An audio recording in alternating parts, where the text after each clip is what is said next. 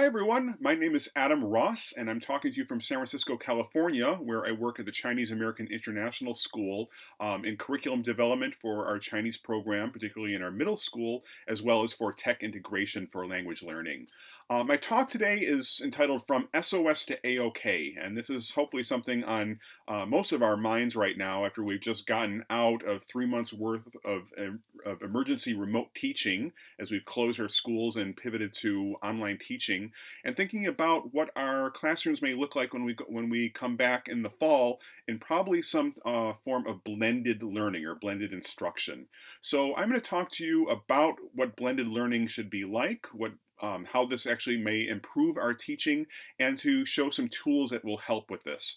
I have a tinyurl.com link below, tinyurl.com/SOSAOK. So all of the tools I'm sharing with you can be accessed on that sheet. So there's no need to be jotting down URLs and such.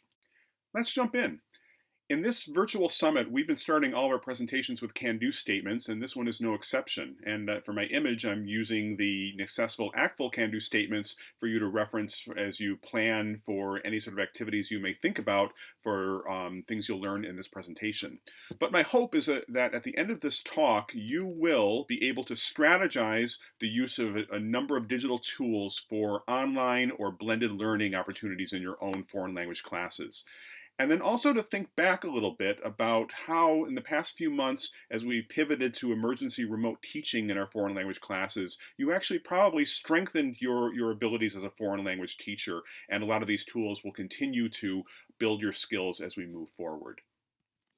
So let's look back at the spring. What worked well with distance learning? We may all think that all this online learning that we did very quickly, closing our schools and then making a quick pivot to Zoom sessions and such, has been really tough. But my sense is that things have worked well in a lot of ways. So in talking to teachers at my school and students as well, I found that, of course, that everyone has become more proficient using screencasting tools. So we've used tools like Screencastify, Screencast-O-Matic, Loom, all of these free online tools to record asynchronous videos.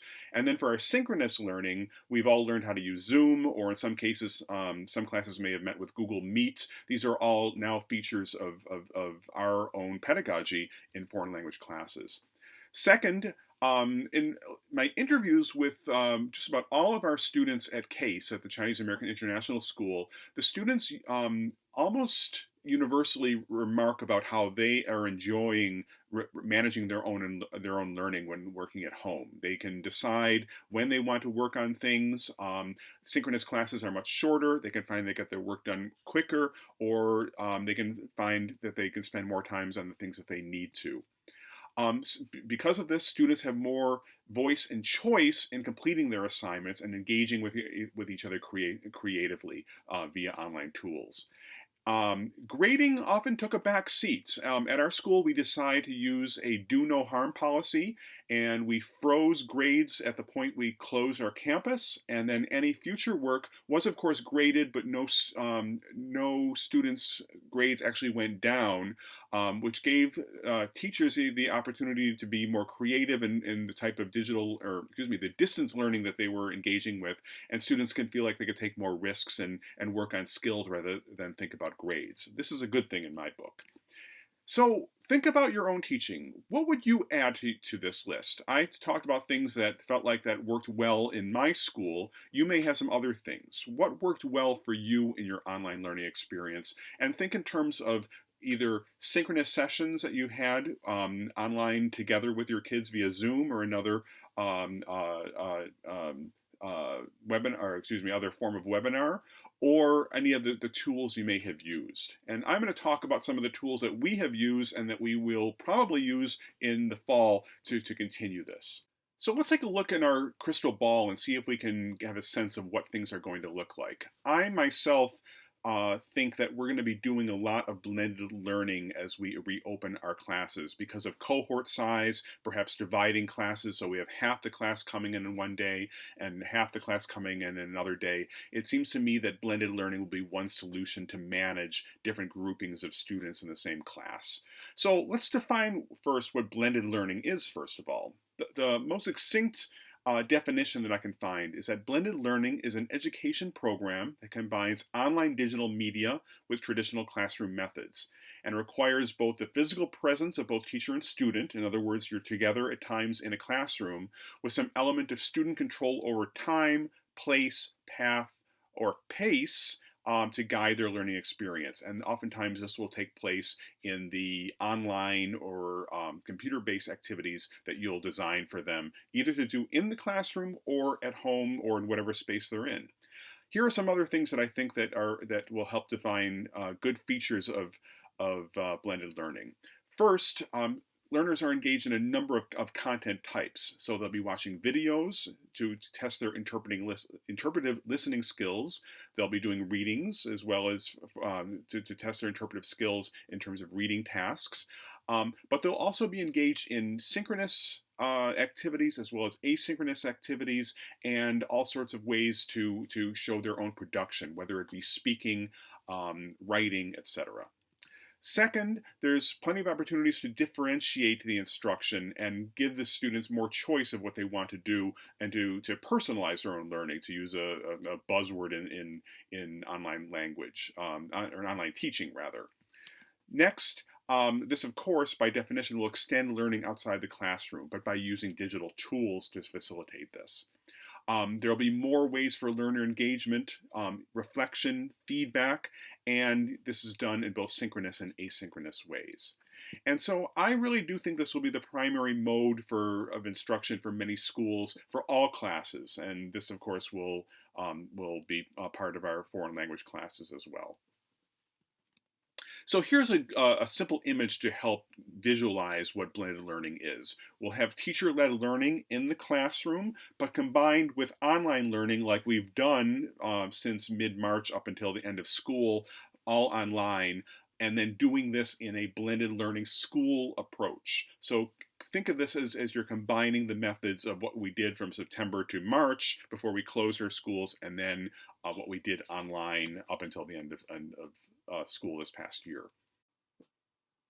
So let's take a look at some of the tools that I think will be useful for you as you start to consider how you will create blended learning activities in your world languages classes this fall. By and large, I've chosen tools that I think are easy to use and that will be useful for fostering active engagement, reflection, and even interaction. And these are all tools that you can use that will create opportunities for formative as well as summative assessment. And for the summative assessment piece, for many of us as we start thinking about how we're going to grade students more rigorously if we haven't done so at the end of last year. All of the tools that I've chosen, except for one, are free in their current iterations, although they do have pay modes. And by no means this is an exhaustive list. I found tools that I think that are pretty intuitive and can be implemented fairly quickly. So the ones that I want to go over are Flipgrid, which I think many of you are familiar with already. It's been a very popular tool. Padlet, which is an online Blackboard type of software. Seesaw, which also has been very popular in the past few months, particularly to facilitate learning for younger learners. Jamboard, which is a Google or G Suite tool for storyboarding that I think is very powerful. And then finally a new tool which I haven't used actively yet, but I think will be useful to share with my teachers at my school this coming fall, exam.net, particularly for creating testing opportunities that will be actually useful to build student skills. So enough PowerPoint, let's jump into the internet and take a look at some of the tools and how you could use them in your foreign language classes. I'm going to start with Flipgrid because this is the tool that I think most of you are familiar with already, and it's a totally free tool thanks to a grant from Microsoft to support teachers. If you haven't by any chance use Flipgrid, you can find on their resource page this Getting Started manual as well as step-by-step guides even to support remote learning and all sorts of other resources you can have fun with. And here, of course, is their Getting Started guide. Don't worry about these links. I have all of these links in my resource document that I shared at the beginning and will share again at the end of this talk, so no need to take any notes for now. Let me show you a few of the things that I've done for various types of learners at various levels. So So this first example is a Flipgrid that I made for a 7th grade immersion Chinese class that I taught a couple of years ago. And our opening work was on the theme of responsibility. And I had already given a number of lessons introducing vocabulary the students would use, and talked about ways of responsibility we can take when we're both at school and at home. So in the opening video, I'll play a little clip for you. 同学们好，我是黄老师。So in this clip, I welcome the students to Flipgrid. This is our first time using it. And I introduce the question to talk about ways that they take responsibility at home. And then I model things that I do at home to take responsibility for them so they can watch and consider their answers. So you can see below, when the students respond, they'll each respond one by one. So as it happened with this class, Tyler was the first student to give his response. Then Chloe was second. Chloe decided that she had a little bit more to say, so she added a third, and then each of the students' answers will come in one by one in order. This means the students have the opportunity to listen and watch what their classmates have to say. So in this type of Flipgrid, even though this is not a graded assignment, this is purely formative assessed material, I tell the students, please go ahead and listen to each other. We want this to be interactive, but make sure that your answers are in your own words or sharing your own experiences. You'll note as well that the students have sometimes done some fun things where they take a picture of themselves and then they add emojis or graphic items, or they can write and add text and have a lot of fun with this. A word of caution: make sure that your students are posting things that are ready for prime time, that the pictures that they're using or any of the language that they add is okay to share with each other. And this is, again, with our theme of responsibility, something that I talked about in the class, and something that you'll need to do with your students, depending, of course, on their age and maturity level. And with 7th graders, this is something that we have to think quite often about. So let's take a listen and hear what Marina had to say. 我最喜欢的责任是跟我的猫玩。So Marina says, my favorite responsibility is to play with my cat, to deal with her pets and so on. And then she added something else later. 我每天晚上负责给我的猫吃饭。 So when I listened, I said, you didn't give any examples. What do you actually do besides just play with your cat? And then she goes on to say, well, every night I make sure that I feed my cat. And that's her answer about taking responsibility. Here's another example, and this is one that's a little bit more complex, where I have created what they call a grid. This is a little confusing, which is just simply a suite of different Flipgrid videos. And this I made for a class of my school's parents who already spoke a little Chinese and wanted to learn a little bit more. So I gave them a lesson on bargaining, which is something that you do quite often when you go shopping in China or Taiwan.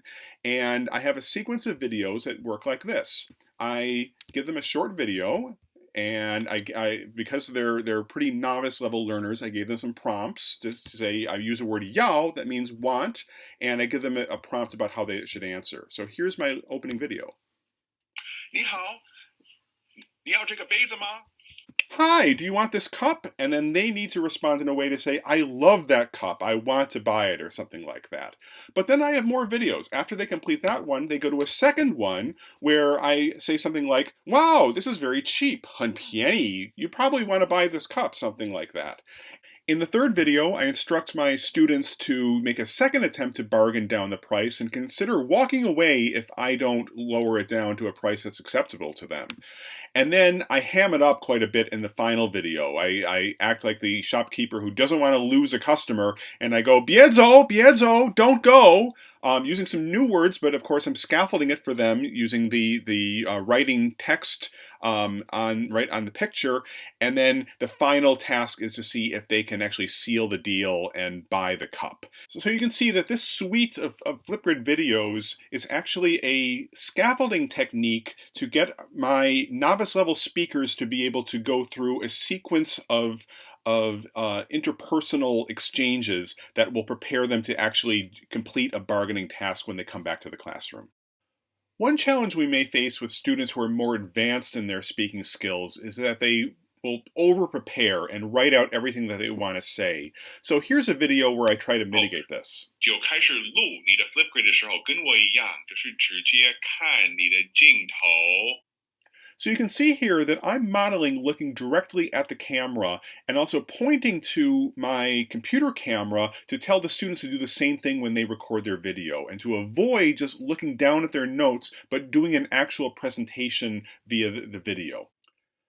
So I try to train all of my students to look at the camera as much as possible as they become more and more familiar with using Flipgrid and recording themselves to do this. This ensures that they are preparing in advance and not just simply reading text, that they're trying to engage in a spoken task that they have done some level of preparation for. In this case, to do a narration of a story in their own words with some guiding words that I prepare here in the instructions. Finally, the thing I like most about Flipgrid is that you can use this to leave video feedback. So here's an example of a student reading a text.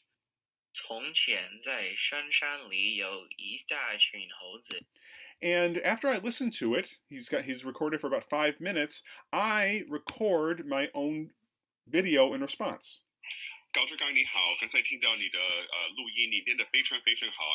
So I've praised him that he's done a really good job in his recording, and I go on to give him some suggestions for things that he can do differently next time. If I wanted to, I could do some written feedback as well in this dialog box, but it's just simply easier to record. It took me 1 minute and I was done. So investigate all these features with Flipgrid. It's wonderful to use with students in the classroom, and it's also going to be helpful if you're doing any kind of blended or distance learning. So let's consider some best practices in using Flipgrid in foreign language classes. First, in developing any task, it's always a good idea to have a can-do statement in mind. What do you want your students to actually do? What do you want them to demonstrate in terms of the content or the language you are teaching? Have these end goals in mind as you start planning to use Flipgrid. In my cases, for a novice level task, in the bargaining example, I had a sequence of videos requiring my students to have one-sentence answers, building them toward intermediate level proficiency. For the task about talking about responsibilities, my intermediate level 7th grade students were doing a sequence of sentences to answer questions. And then for an advanced level tasks, I was having my online students narrate stories in a presentational mode and even thinking about engaging with the camera.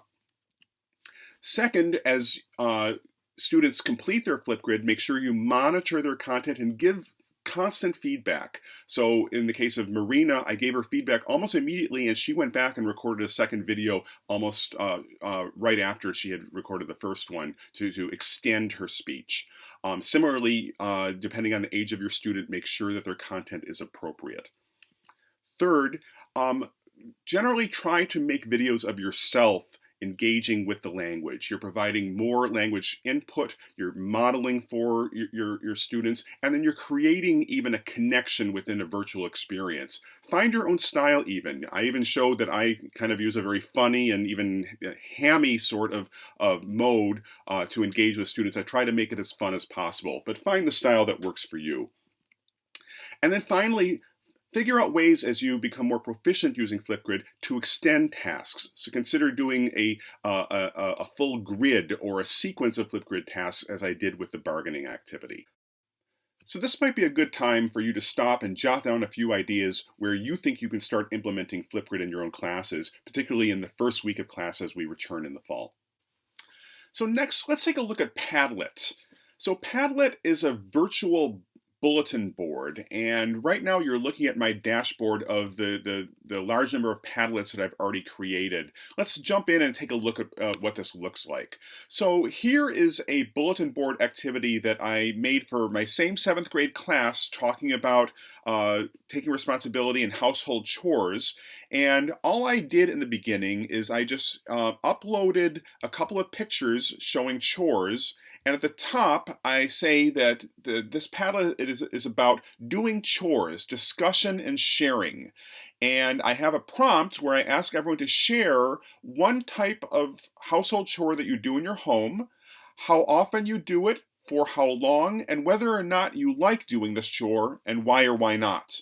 And you can see that, again, for my intermediate level students, I'm having them write short paragraphs of linked sentences to answer these questions. And to do this, all the students have to do, and I'll model for you, is they click, and then a box comes up, and I've asked my students to title it with their name. So I'll just put name in here, and then they start typing their answer in Chinese below. I'm not going to save this one, so I'll delete it, and it'll say delete. But you can see that the variety of responses that my students have given here. And this I did as a homework activity, or homework assignment rather, and then as a follow-up activity, I asked the students to open up the Padlet and then to read their classmates' responses, and they had to choose 3 or 4 of their classmates to give a response to. So you can see here, if I click the responses to this student, you can see that 3 students, without identifying themselves, this is all done anonymously, wrote whether or not they agreed with it or had some additional thoughts about this. And then you can see that some kids got a few more responses. I tried to say that each kid needed to have 2 or 3 responses. I didn't necessarily do a very good job here because some students only have 1 or so. There's even a couple students below who didn't get any, and then that's something that I needed to monitor better, but you can do this as well. You can see that some students will have some fun with it, where this one student just uploaded a hi document, but still went ahead and completed the task. So this extended the task to make it more interactive and to make the output that the students created, not just for me, the teacher, but for everyone in the class. Here's another example. This is again for my advanced level class doing a written narration. So I uploaded a prompt about a video, it was actually a soap opera we were watching, and these are still images from one of the episodes where there's a long sequence of intrigue that takes place, and I found that it may have been hard to understand. So I wrote 5 columns and assigned 5 students to choose one of the columns and to answer the prompt. So here in this first column, I say, please narrate what the character Yuzong is making Lawyer Kang do. And in terms of finding another character named Ren Xiaoxue, the woman who's actually here in this column. And so my student He Songming wrote a lengthy paragraph describing this segment with a few of these key images to help him along to describe what happened. And then another student did the same with the next question, and so on. Each of the students has a short paragraph, and we use this in our actual class meeting as a preparation for them to engage in extended discussion about this segment. And I found that this level of scaffolding was able to combine a writing activity that will help support a spoken discussion for class use. Let's move forward again. This is just simply a popcorn activity that I gave to an 8th grade class when we were talking about how middle school students might be able to reduce their level of stress. And so I just did this in class and said, open up your computer, type something in, and in each case I have them type their name at the top. One benefit of Padlet is that students don't need an account. They can just have the link and open up and immediately post to it. But I asked them to identify themselves so I could check to see who's done this short task, and to just popcorn out some responses. So going through them, this student wrote that to reduce stress, they will read before they go to bed. Or this student wrote, just chat with friends. Some students wrote a little bit more, and you can see there are a lot of responses. So then to extend this, because there's so much here, I arranged for a turn and talk activity where I asked the students to talk with their partner or with a group about ways that they reduce their stress, and if they needed more ideas, they can look to see what other people had typed in here and to extend their discussion. So this is something, this is a tool that I use not just simply for a writing task, but to engage in peer level practice in the classroom. So as before, let's take a look at some best practices this time for Padlet.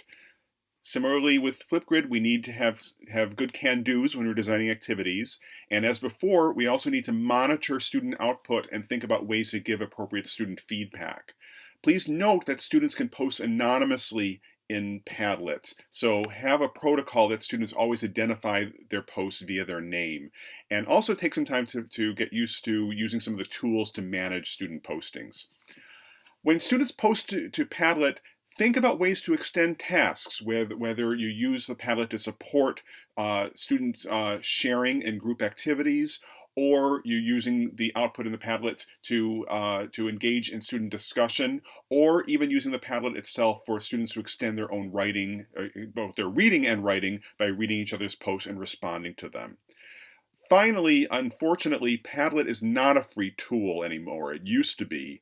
But if you do not have an account, new users are able to create 3 free Padlets. So experiment with it and see if it's something you'd want to actually purchase and use more regularly in your classes.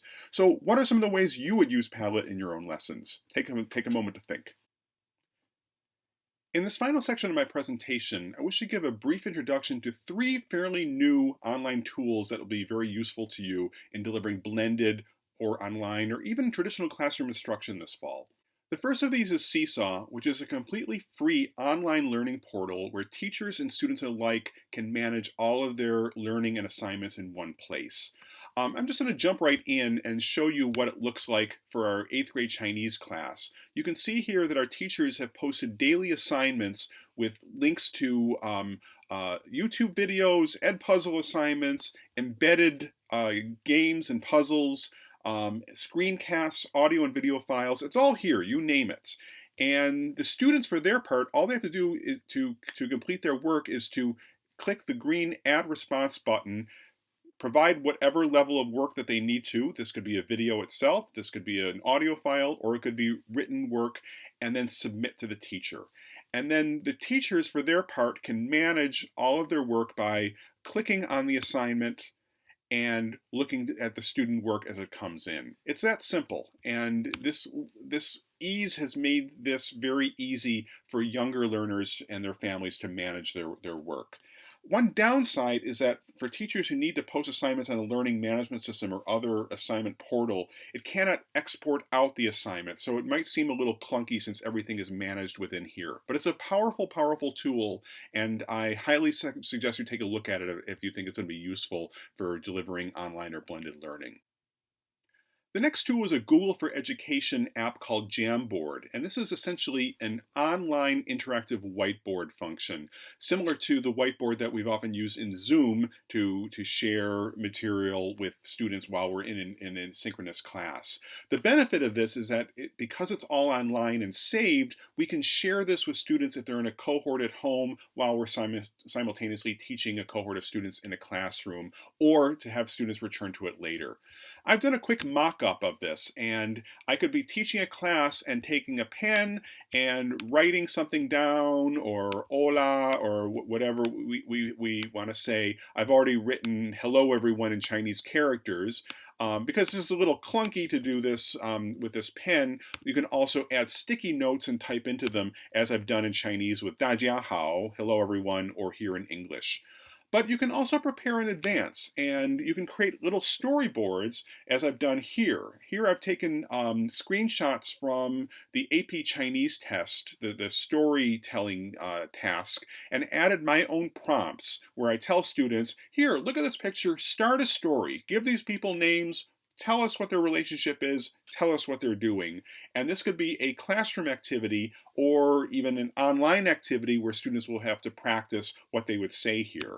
And then I give other prompts as the story continues: what happened after they finished eating, and then what happened when they discovered they didn't have any money, and how did things end up? Come to a resolution for your story. So this is an interactive way to engage with cohorts of students, and then you have this saved for them to review later. The last tool is something I literally just discovered a few days ago, and this is exam.net, which is an online system to be able to monitor student work and even create summative assessments. This is created in Sweden, and wonderfully for us, has been made completely free for anyone outside of Sweden. And I've just done some basic experiments with it where I've just, for example, created an assignment based on what I just showed you with a storyboard I did in Jamboard, where I've taken the AP Chinese prompt, uploaded it here into exam.net, and then when a student goes to complete their work, once they start, the portal will monitor what they're doing. So in other words, if the student tries to leave the portal to look things up on an online dictionary or go to Google Translate, it'll alert the teacher. So as we move into blended instruction, we may need to find ways to do assessment and monitor what students are doing on their computers, and this will provide a useful way of doing that. Please check it out. I hope this presentation on using online tools will help you move your practice from SOS to AOK. Thanks so much for listening. Please don't forget to check out the presentation resources at the link at the bottom, and I welcome any questions or comments via email.